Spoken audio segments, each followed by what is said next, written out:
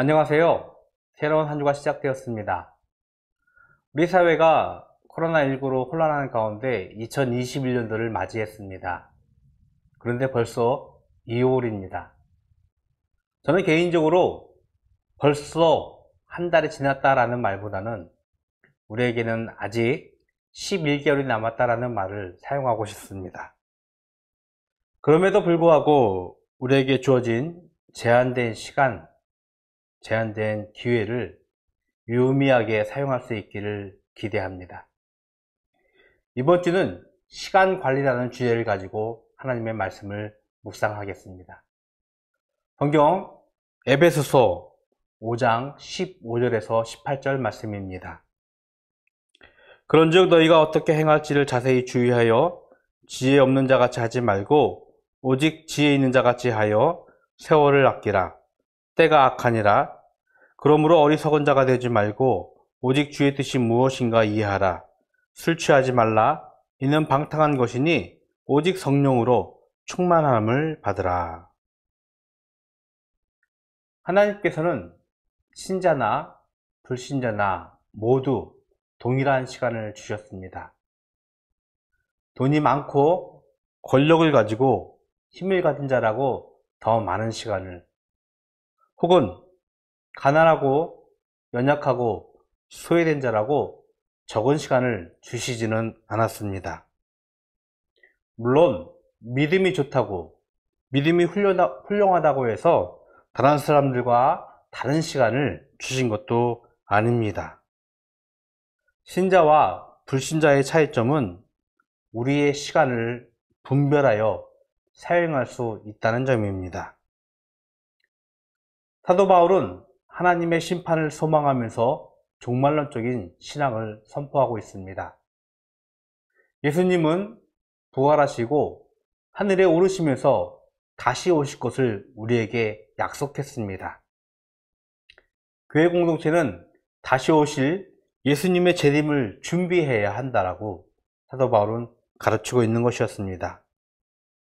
그래서 사도 바울은 다시 오실 예수 그리스도를 준비하고 주의하여 살아가는 삶을 오늘 성경은 지혜로운 자라고 우리들에게 가르치고 있습니다. 지금 현재를 지혜롭게 사는 것도 중요합니다만 다시 오실 예수님을, 다시 오실 재림의 예수님을 준비하는 것은 정말로 지혜 있는 삶이라고 정의하고 있는 것입니다. 그리하여 술 취한 방탕한 어리석음을 경계하라고 가르치고 있습니다. 시간과 기회는 모두에게 주어진 하나님의 은혜라는 것을 기억해야 합니다.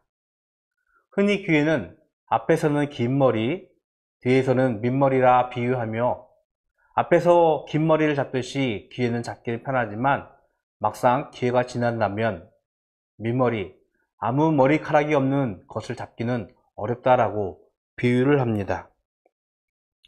세월을 아끼라는 것은 우리에게 주어진 기회를 잘 붙들어 우리의 사명을 완수하도록 우리들에게 명령하고 있는 말씀입니다.